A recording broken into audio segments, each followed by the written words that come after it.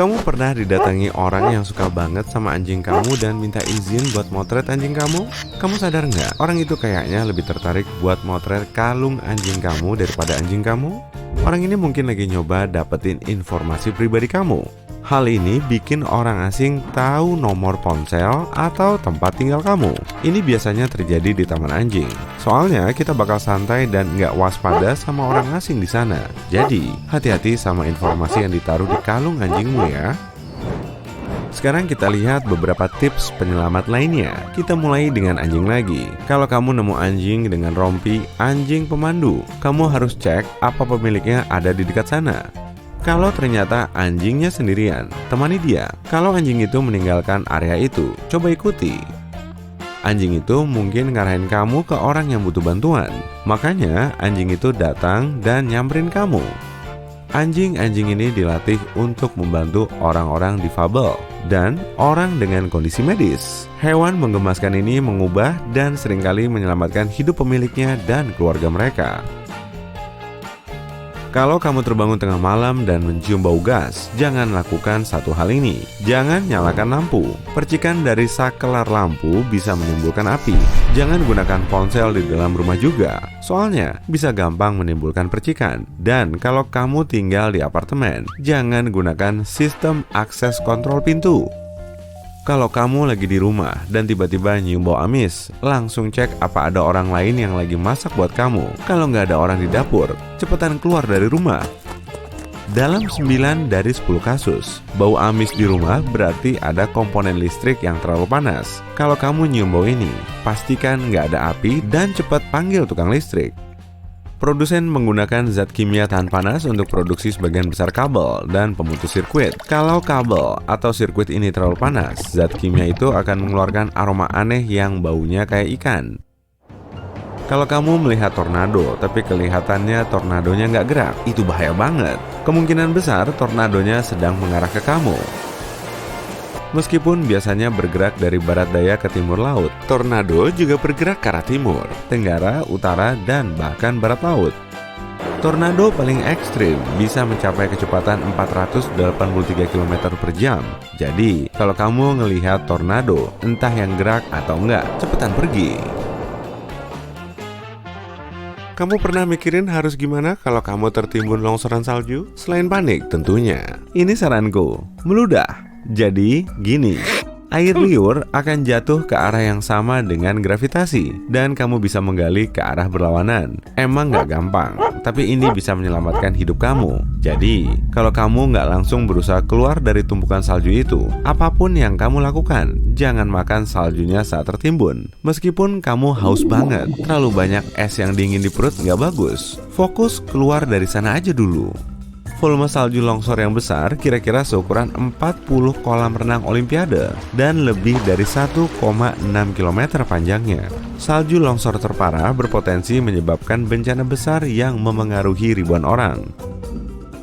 Kalau kamu nemu sarang lebah dan iseng gangguin sarang itu sampai lebah-lebah itu ngejar kamu, jangan lakuin ini. Jangan nyebur ke air dan mengira kamu bisa menipu lebah. Lebah-lebah itu bakal nungguin kamu muncul di permukaan. Jadi, kamu sebaiknya lari secepat mungkin. Akhirnya, lebah dan tawon bakal menyerah dan nggak ngejar kamu lagi. Sarang lebah biasanya berisi 20.000 sampai 80.000 lebah. Dikejar satu lebah pas kamu mau makan es krim aja udah cukup buruk. Apalagi 20.000 lebah, nggak kebayang deh. Kalau kamu nemu hewan cantik, cerah, dan warna-warni di alam liar, kemungkinan besar hewan itu beracun. Jadi, kalau kamu merasa lapar, jangan makan hewan kayak gitu. Ini pelajaran yang pastinya diharapkan oleh banyak hewan lapar di alam liar sebelum makan katak yang warna-warni itu. Warnanya berfungsi sebagai kamuflase dan peringatan untuk hewan lain bahwa kulit mereka beracun. Proses ini disebut aposematisme. Lucunya, kameleon macan dianggap reptil paling berwarna di dunia, tapi nggak beracun. Asalkan kamu nggak dikejar lebah atau tawon, boleh kok nyebur ke air. Tapi begitu di dalam sana, hati-hati sama gelombang laut persegi. Kalau melihat gelombang ini, kamu harus cepetan keluar dari air. Maaf, Gelombang laut persegi ini seringkali berupa arus kuat berbahaya yang bisa menyeret kamu ke bawah air. Kalau kamu melihat gelombang ini dari atas, tampilannya kayak kisi-kisi di bawah laut yang membentuk riak persegi. Gelombang laut persegi terjadi bukan karena proses di bawah air, tapi dampak dari pertemuan dua laut yang juga dikenal dengan cross sea atau great waves. Oke, gimana kalau nggak ada gelombang laut persegi, tapi kamu diseret ke sana oleh aligator? Ini cara melepaskan diri dari aligator. Incar hidung dan matanya, dia bakal langsung ngelepasin kamu. Oke, nggak usah berenang aja deh hari ini, kita mendaki aja. Waktu kamu berjalan di gunung dan bukit, kamu juga bisa ketemu sama beberapa satwa liar. Salah satu hewan yang pengen kamu hindari adalah singa gunung. Kalau berpapasan, ini tips yang bisa membantu kamu. Jangan pernah membelakangi hewan ini, mundur perlahan aja. Kucing adalah predator penyergap. Jadi, begitu kamu balik badan, mereka menganggap itu waktu terbaik buat nyerang kamu. Menurutmu, kamu bisa kabur dari kucing besar yang buas ini? Singa gunung bisa lari secepat 80 km per jam. Coba aja lari kalau bisa. Tips ini juga bisa dipakai kalau berpapasan dengan cougar, singa merah, catamount, dan singa Amerika. Kenapa? Karena semua ini adalah nama lain dari singa gunung. Hewan ini punya lebih banyak nama dari hewan manapun di dunia. Bukan penyuka kucing?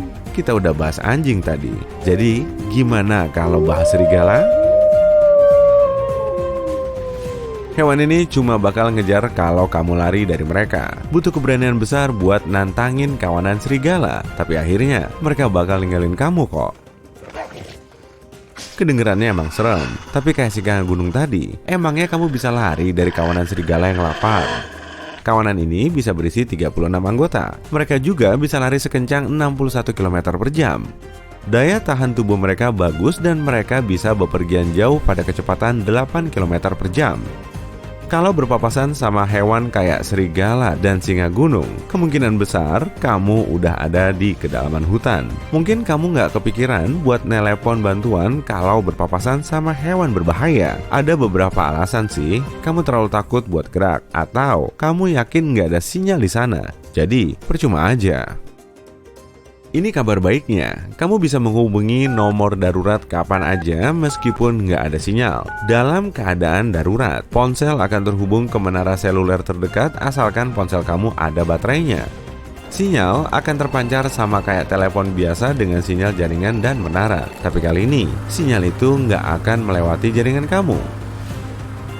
Karena itu bukan jaringan kamu. Kamu nggak bisa nelepon nomor lain. Tapi nggak apa-apa. Lagian teman kamu juga nggak bisa membantu kalau kamu lagi berhadapan sama serigala yang lapar. Semoga tips-tips penyelamatan ini nggak perlu dipakai ya. Tapi ada manfaatnya kan tahu hal ini?